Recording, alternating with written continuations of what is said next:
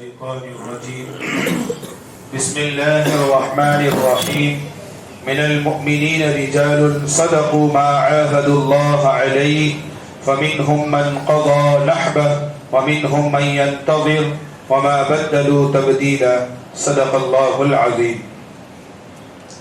آج کے بارے میں ایک سورت پڑھی گئی، سورہ لقمان.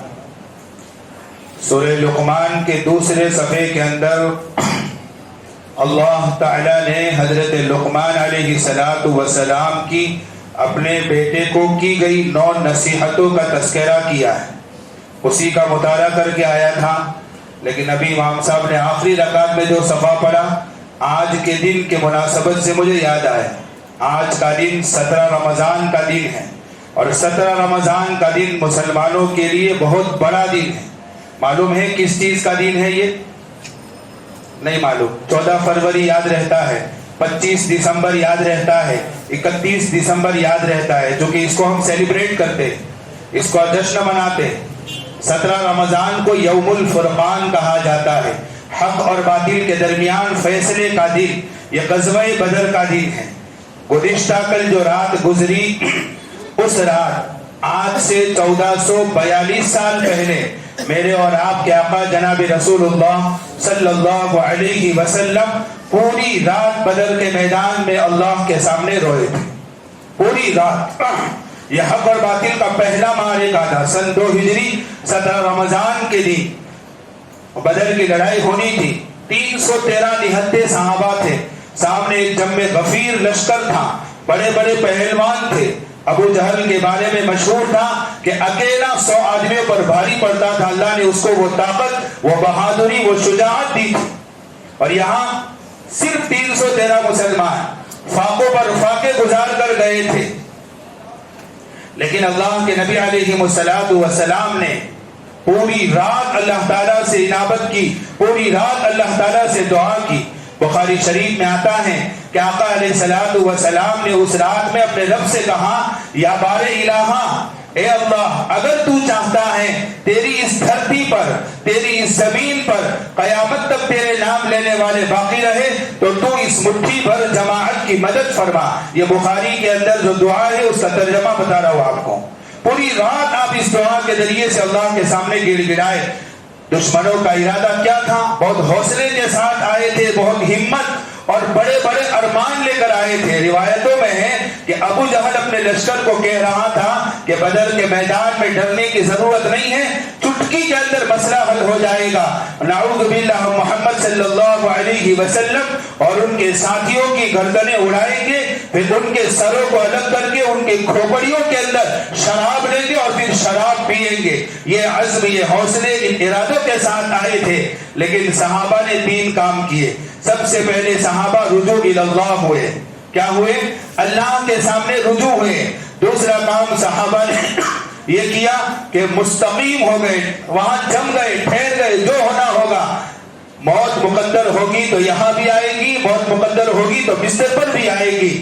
اور تیسرا کام یہ کیا، اللہ کے نبی علیہ السلام نے صحابہ سے جیسا کہا، جس وقت کہا، صحابہ نے اس پر عمل کیا.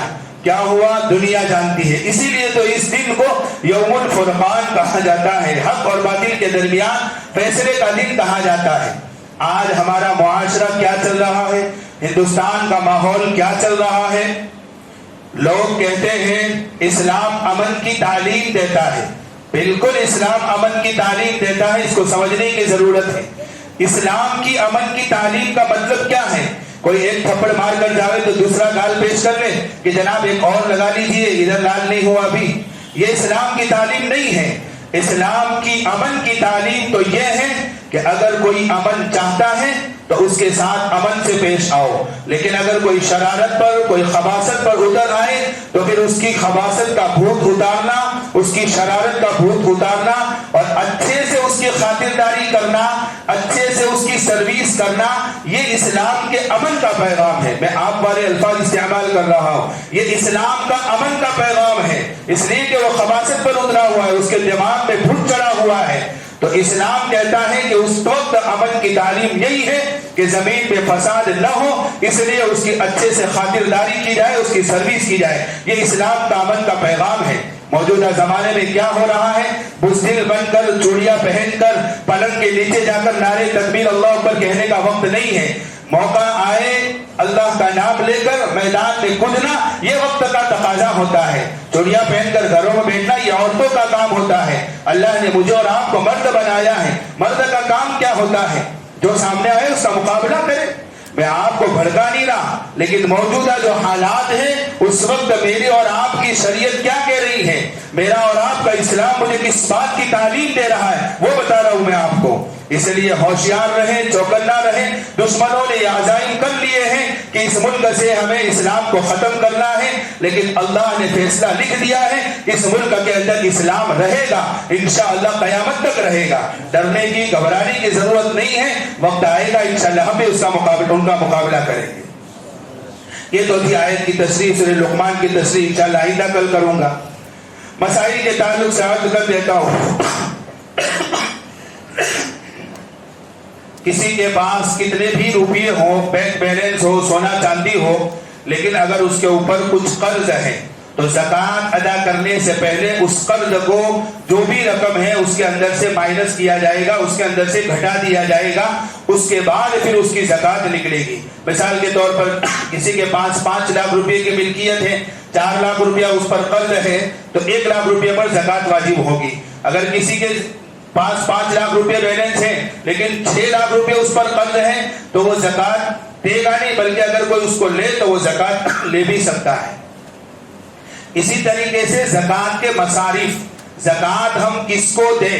قرآن کریم نے زکوٰۃ کے مصارف بیان کیے ہیں. انما الصدقات للفقراء والمساکین والعاملین علیہا والمؤلفۃ قلوبهم وفی الرقاب والغارمین وفی سبیل اللہ وابن السبیل. 8 طرح کے مصارف قرآن کریم نے اس آیت کے اندر بیان کیے ہیں.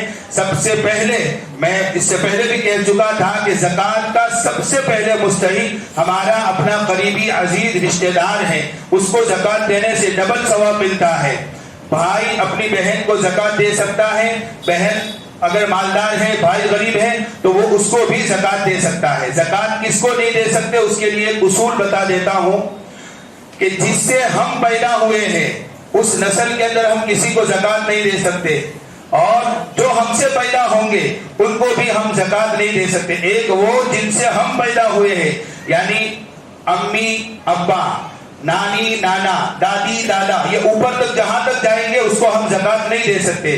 اور ہم سے جو پیدا ہوں گے مطلب میرا بیٹا، میرا پوتا، پڑ پوتا، میری نواسی نواسا، جو بھی اس طریقے سے جائیں گے ہماری اولاد میں سے، تو ان کو ہم زکوٰۃ نہیں دے سکتے. اسی طریقے سے شوہر بیوی کو، بیوی شوہر کو زکوٰۃ نہیں دے سکتی. گھر میں کام چالو کر